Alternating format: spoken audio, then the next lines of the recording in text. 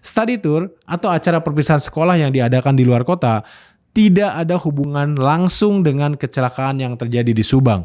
Yang patut dipertanyakan justru bukan acaranya, tetapi PO bus yang menjadi penyedia transportasi dan pengemudi, pihak sekolah yang memilih PO bus, serta tentunya instansi pemerintah terkait yang sebenarnya tugasnya harus memastikan semua kendaraan umum, tidak hanya PO bus, tapi seluruh kendaraan umum layak jalan.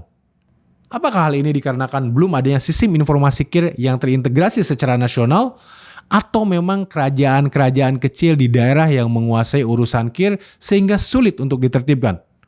Masih ingat kan?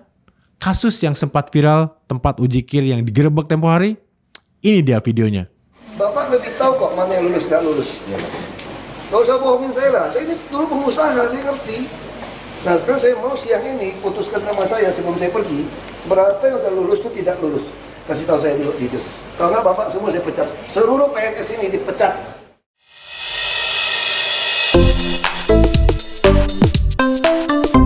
Hanya digelitik. Imbas kecelakaan maut yang melibatkan bus rombongan siswa SMK Linggar Kencana Depok dengan beberapa kendaraan lain di wilayah Ciater Subang, Jawa Barat, membuat sejumlah pemerintah daerah membatasi pelaksanaan study tour bagi siswa. Sampai video ini dibuat, setidaknya ada 11 pemerintah daerah yang telah menyampaikan larangan, himbauan, menunda atau melokalisir tujuan study tour atau acara perpisahan sekolah. Study tour, acara perpisahan sekolah, atau apapun kegiatannya umumnya sudah menjadi agenda sekolah dan sudah berlangsung sejak lama. Bahkan di beberapa sekolah swasta sudah atas persetujuan komite sekolah di mana terdapat perwakilan orang tua murid dalam komite tersebut. Acara tur siswa sekolah sangat ditunggu dan sah-sah saja asal tidak memberatkan orang tua. Harusnya acara tersebut positif.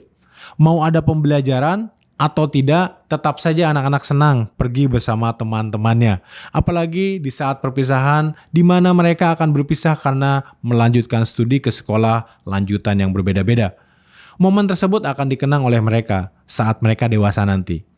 Saya termasuk yang tidak beruntung saat SMA ada acara tur ke Jogja dan saya tidak ikut karena alasan biaya. 20 tahun kemudian, saat teman-teman SMA bernostalgia dengan berbagi foto momen saat tur bersama, saya tidak bisa ikut merasakan dan flashback kembali ke masa itu.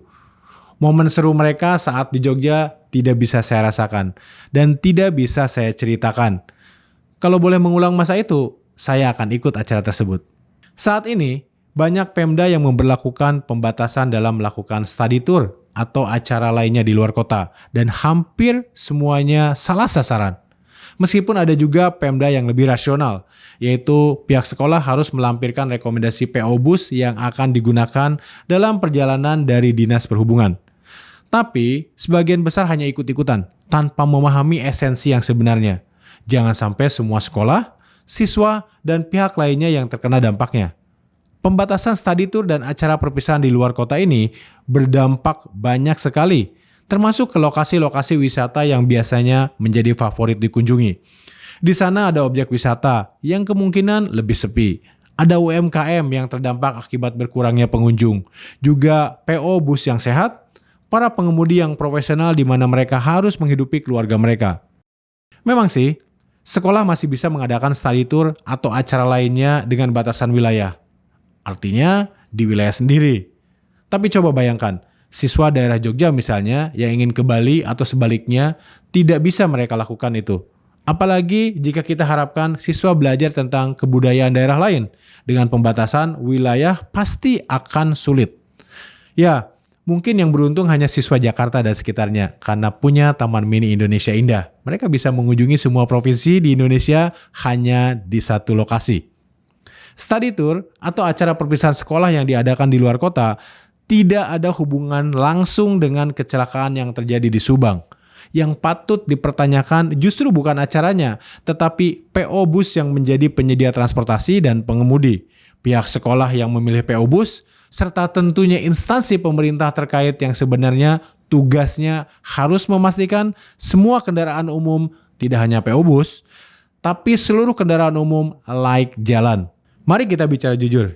Jika hal ini terkait dengan transportasi, Banyak sekali jenis kendaraan yang biasa digunakan oleh sekolah untuk study tour atau acara sekolah yang dipilih ternyata tidak layak.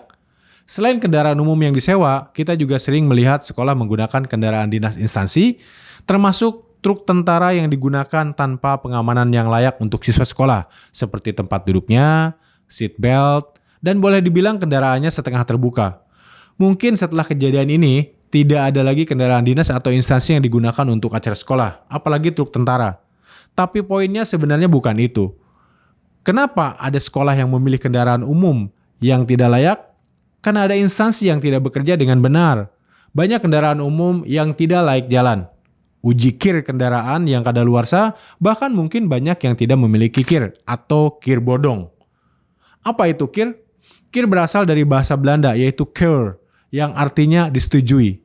Dalam dunia transportasi di Indonesia, KIR adalah rangkaian kegiatan untuk melakukan uji kendaraan bermotor sebagai tanda bahwa kendaraan tersebut layak digunakan secara teknis di jalan raya.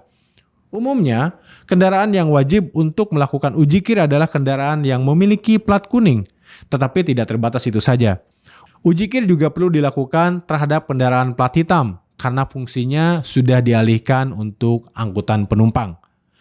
Adapun beberapa jenis mobil yang wajib mengikuti uji KIR adalah taksi, mobil sewa, mobil berpenumpang manusia atau mobil ojek online, mobil dan truk pengangkut barang, bus, seluruh jenis truk, serta mobil pick-up.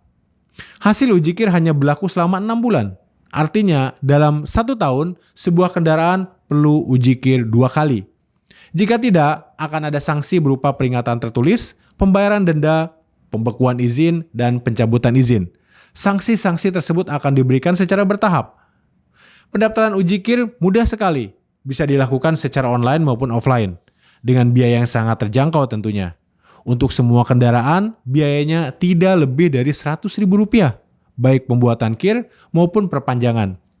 Tapi kenapa kok masih ada KIR yang kadaluarsa, ada kendaraan yang tidak memiliki KIR, atau KIR abal-abal? Karena kendaraannya memang tidak layak.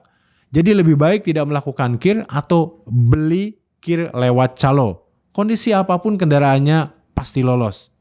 Namun, terlepas dari carut-marut urusan KIR nasional, seandainya saja informasi transportasi publik, terutama kendaraan umum darat yang paling populer, mudah diakses publik, tentunya akan memudahkan bagi siapapun untuk melakukan pengecekan sebelum menyewa dan menggunakannya.